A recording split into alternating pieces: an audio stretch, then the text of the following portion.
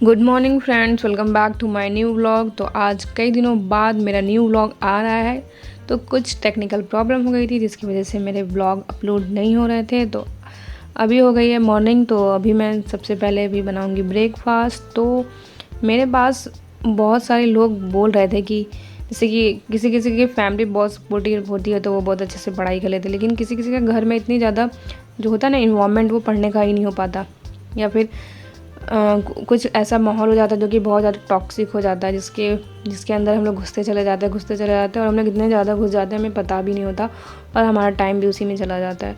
तो उसी से रिलेटेड इस वीडियो में आज बात करेंगे। तो यहाँ मैं बना रही थी सब्ज़ी, तो फिर चलिए बनाती हूँ और आपसे बात भी करती हूँ।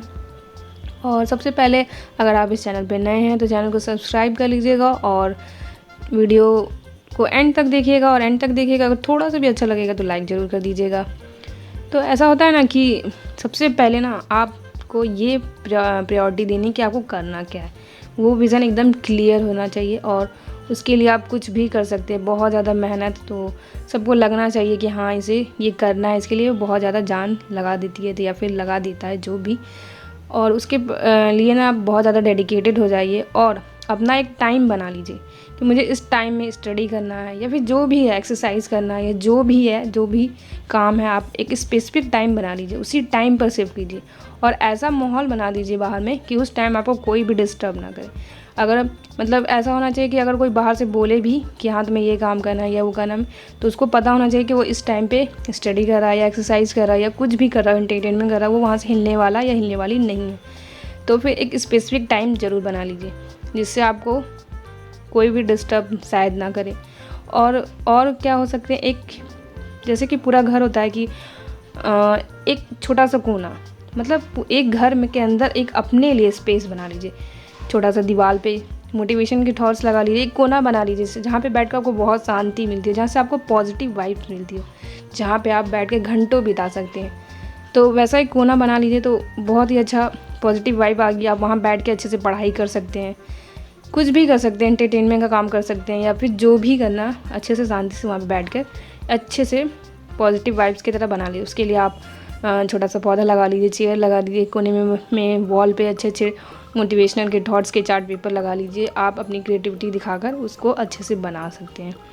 और जो घर में सबसे ज़्यादा प्रॉब्लम होती है कि अगर मतलब ये होता है ना कि कोई हमारा नाम लेकर कुछ भी बोलने लगता है तो हम उस पर फोकस करने लगते हैं उसी चीज़ पे कि आखिर वो हमारे बारे में क्या बोला। ये सब सुनना और उस समय अब मतलब बहरे हो जाइए, सुनिए ही मत, चाहे वो आपके बारे में अच्छा बोल रहा हो चाहे बुरा बोल रहा हो, बिल्कुल भी ध्यान मत दीजिए।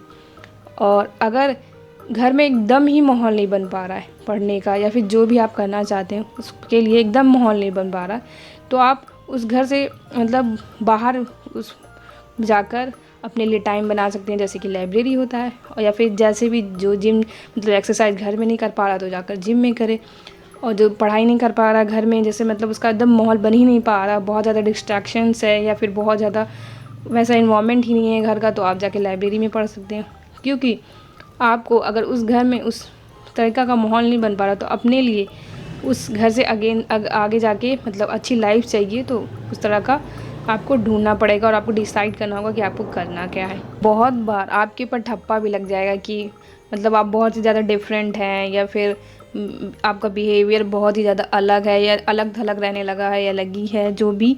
तो आपको इन सब ठप्पों से बिल्कुल भी मतलब ही नहीं रखना है। अगर आपको लग रहा है कि जो नेगेटिव पर्सन है वो आपके बारे में आपको बहुत ज़्यादा जज कर रहा है, आपको बहुत ज़्यादा नेगेटिव थॉट्स आपके माइंड में क्रिएट कर रहा है, तो आप उससे जो इंटरेक्शन है या जो भी है बातचीत उसको कम कर दीजिए, एकदम मिनिमम कर दीजिए। उससे बस उतना ही काम, जितना आपको उससे काम है या फिर जितना तक बहुत ज़्यादा ज़रूरी है उतना ही इंटरेक्शन कीजिए और उसको एक जितना हो सके उतना कम कर दीजिए। जैसे कि जब भी बातचीत हो, अगर ऐसा हो कि मतलब अब माहौल अच्छा नहीं है तो वहाँ से आप हट जाइए। भले वो सामने वाला आदमी कहेगा कि इसको मतलब कि ये बहुत ज़्यादा डिफरेंट है, देखो इसको कोई बस अपने काम की पड़ी है या फिर बस अपने बारे में सोचता है, तो फिर उस समय बोलने दो, छोड़ दो, क्योंकि अभी आपको अपनी लाइफ को अच्छे बनाना है।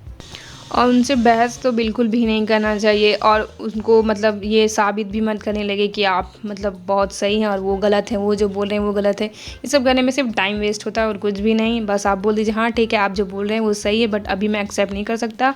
तो फिर ऐसा कुछ तर्क वगैरह देकर आप अपने आप को साइड कर लीजिए तो फिर और अपने जो भी डिसीज़न लिया है, जो भी आपने प्रायोरिटी पर रखा है कामों को, उसको कीजिए।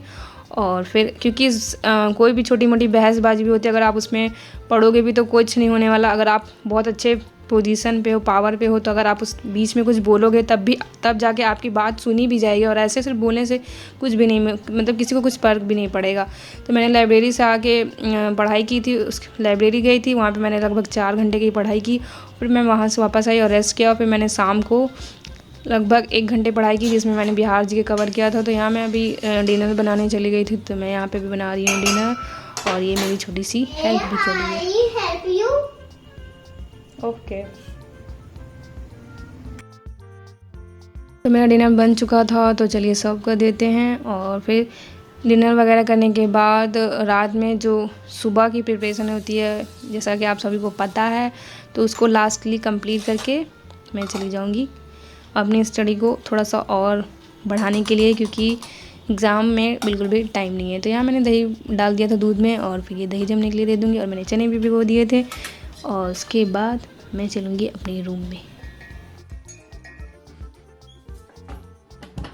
तो किचन का काम कंप्लीट करते करते बहुत ज़्यादा गर्मी हो रही थी और पसीना हो गया था, फिर जिसकी वजह से शायद मैं पढ़ाई भी नहीं कर पाई थी। इसलिए मैंने सोचा सावर ले लेती हूँ, उससे माइंड फ्रेश हो जाएगा। तो मैंने सावर लिया और मैं बैठ गई थी यहाँ पे रिवीजन करने के लिए। खान सर के नोट्स हैं जो कि जिससे मैं रिवाइज़ कर रही हूँ हिस्ट्री। और हिस्ट्री में मैं पढ़ी थी जो अकबर का चैप्टर है, पूरा मुग़ल बाबर से लेकर बहादुर शाह तक वाला चैप्टर, उसको रिवीज़न कर रही हूँ। और पहले मैंने सब्जेक्टिव वीडियो देखा था, फिर उसके बाद मैंने 1 लाइनर फॉर्म में जो नोट्स में लिखे हैं उसको देखा, और उसके पीछे जो ऑब्जेक्टिव क्वेश्चन है उसको करने का ट्राई करी थी। तो कुछ बन रहे थे और कुछ नहीं बन रहे थे। जो नहीं बन रहे थे उसको मैं नोट डाउन करूँगी और उसको याद करने की ट्राई करूँगी, और जो बन रहे थे वो तो बहुत अच्छी बात है। तो इसी के साथ मैं वीडियो को यहीं पे एंड करूँगी और मिलते हैं नेक्स्ट ब्लॉग में। तब तक के लिए बाय बाय।